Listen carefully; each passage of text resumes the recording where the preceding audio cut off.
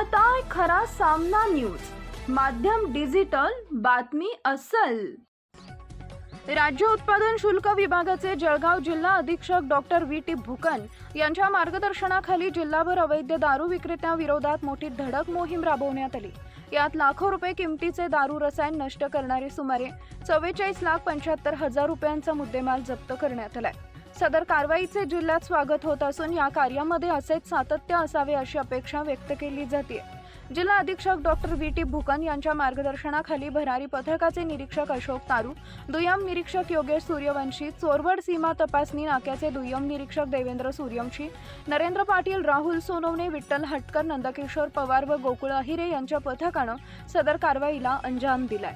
रावेर हद्दीत खिरवड, लोहारा, निंबोरा व पुरी या गावांमध्ये मोठ्या प्रमाणावर अवैध हातभट्टी दारूच्या व्यवसायावर धाडी टाकल्या गेल्या।